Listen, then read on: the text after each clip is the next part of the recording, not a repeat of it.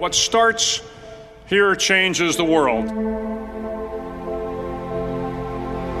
I have a few suggestions that may help you on your way to a better world. And while these lessons were learned during my time in the military, I can assure you that it matters not whether you ever served a day in uniform. It matters not your gender, your ethnic or religious background, your orientation, or your social status. Our struggles in this world are similar, and the lessons to overcome those struggles and to move forward, changing ourselves and changing the world around us, will apply equally to all. So here are the 10 lessons I learned from basic SEAL training that hopefully will be of value to you as you move forward in life. Every morning in SEAL training, my instructors, who at the time were all Vietnam veterans, would show up in my barracks room, and the first thing they'd do was inspect my bed. If you did it right, the corners would be square, the covers would be pulled tight, the pillow centered just under the headboard, and the extra blanket folded neatly at the foot of the rack. It was a simple task, mundane at best, but every morning we were required to make our bed to perfection. It seemed a little ridiculous at the time, particularly in light of the fact that we were aspiring to be real warriors, tough, battle-hardened SEALs. But the wisdom of this simple act has been proven to me many times over. If you make your bed every morning, you will have accomplished the first task of the day. It will give you a small sense of pride, and it will encourage you to do another task, and another, and another. And by the end of the day, that one task completed will have turned into many tasks completed. Making your bed will also reinforce the fact that the little things in life matter. If you can't do the little things right, you'll never be able to do the big things right. And if by chance you have a miserable day, you will come home to a bed that is made, that you made. And a made bed gives you encouragement that tomorrow will be better. So if you want to change the world, start off by making your bed.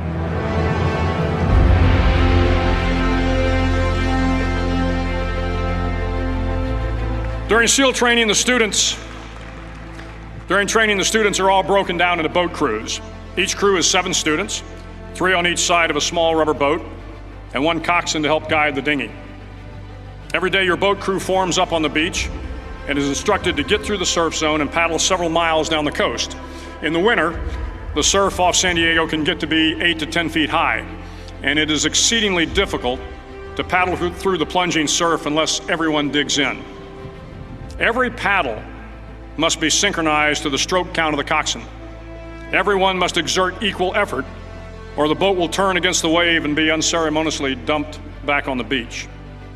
For the boat to make it to its destination, everyone must paddle. You can't change the world alone. You will need some help. And to truly get from your starting point to your destination takes friends, colleagues, the goodwill of strangers, and a strong coxswain to guide you. If you want to change the world, find someone to help you paddle. Over a few weeks of difficult training, my SEAL class, which started with 150 men, was down to just 42. There were now 6 boat crews of 7 men each. I was in the boat with the tall guys, but the best boat crew we had was made up of the little guys, the Munchkin crew, we called them. No one was over 5'5".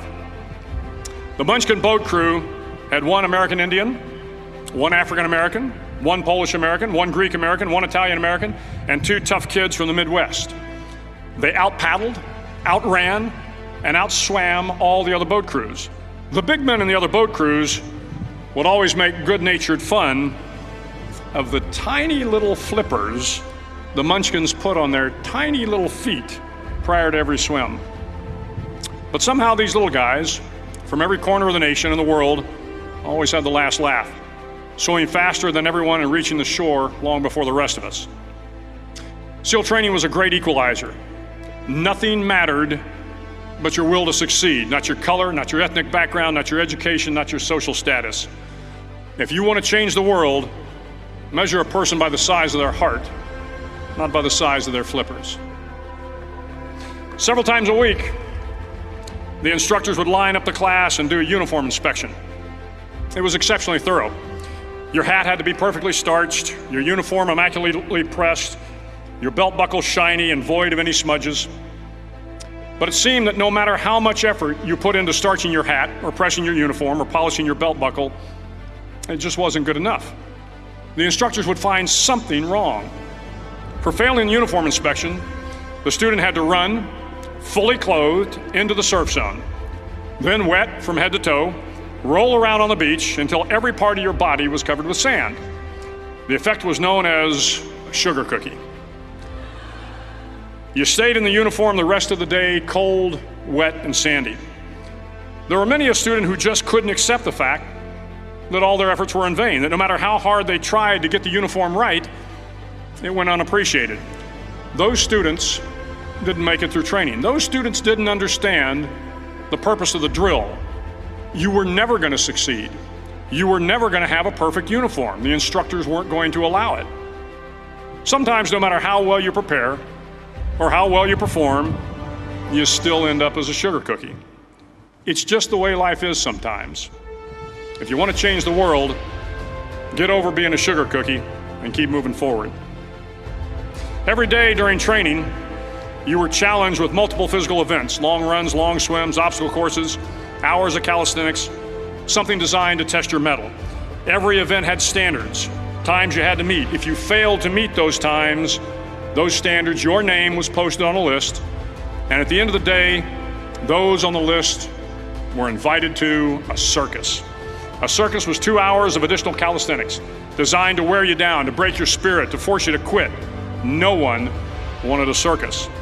A circus meant that for that day, you didn't measure up. A circus meant more fatigue, and more fatigue meant that the following day would be more difficult and more circuses were likely. But at some time during SEAL training, everyone made the circus list. But an interesting thing happened to those who were constantly on the list.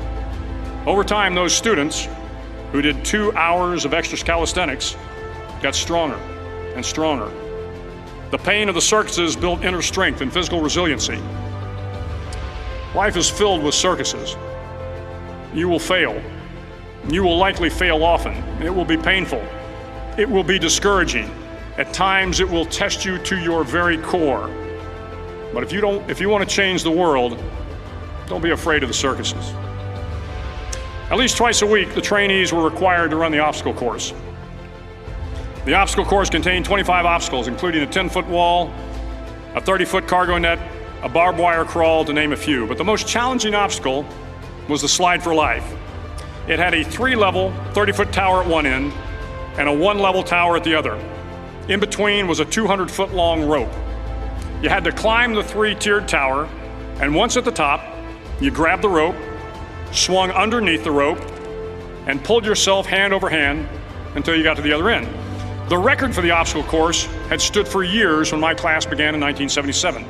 The record seemed unbeatable until one day a student decided to go down the slide for life head first.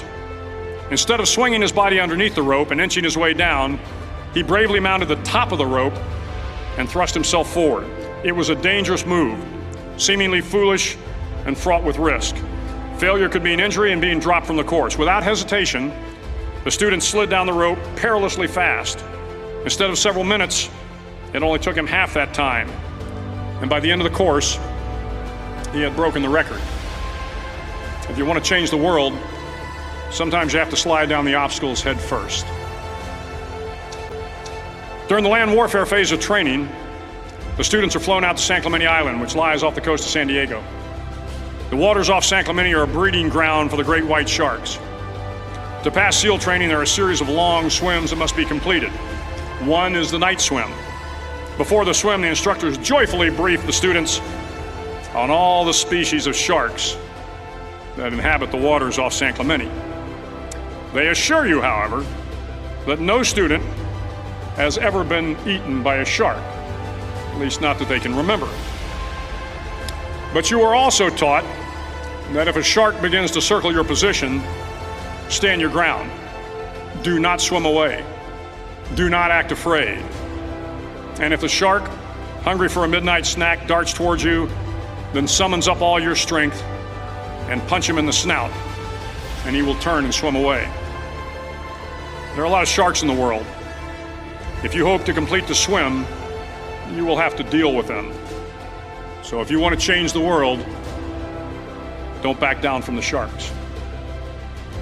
As Navy SEALs, one of our jobs is to conduct underwater attacks against enemy shipping. We practice this technique extensively during training. The ship attack mission is where a pair of SEAL divers is dropped off outside an enemy harbor and then swims well over 2 miles underwater, using nothing but a depth gauge and a compass to get to the target. During the entire swim, even well below the surface, there is some light that comes through. It is comforting to know that there is open water above you. But as you approach the ship, which is tied to a pier, the light begins to fade. The steel structure of the ship blocks the moonlight. It blocks the surrounding street lamps. It blocks all ambient light. To be successful in your mission, you have to swim under the ship and find the keel, the center line, and the deepest part of the ship. This is your objective. But the keel is also the darkest part of the ship, where you cannot see your hand in front of your face, where the noise from the ship's machinery is deafening, and where it gets to be easily disoriented, and you can fail. Every SEAL knows that under the keel, at that darkest moment of the mission, is a time when you need to be calm, when you must be calm, when you must be composed, when all your tactical skills, your physical power, and your inner strength must be brought to bear. If you want to change the world, you must be your very best in the darkest moments. The 9th week of training is referred to as Hell Week. It is 6 days of no sleep, constant physical and mental harassment, and one special day at the Mud Flats. The Mud Flats are an area between San Diego and Tijuana where the water runs off and creates the Tijuana Sloughs, a swampy patch of terrain where the mud will engulf you. It is on Wednesday of Hell Week that you paddle down to the Mud Flats and spend the next 15 hours trying to survive this freezing cold, the howling wind, and the incessant pressure to quit from the instructors. As the sun began to set that Wednesday evening, my training class, having committed some egregious infraction of the rules, was ordered into the mud. The mud consumed each man till there was nothing visible but our heads. The instructors told us we could leave the mud if only 5 men would quit. Only 5 men, just 5 men, and we could get out of the oppressive cold. Looking around the mud flat, it was apparent that some students were about to give up. It was still over 8 hours till the sun came up. 8 more hours of bone-chilling cold. The chattering teeth and the shivering moans of the trainees were so loud, it was hard to hear anything. And then one voice began to echo through the night. One voice raised in song. The song was terribly out of tune, but sung with great enthusiasm. One voice became 2, and 2 became 3, and before long, everyone in the class was singing.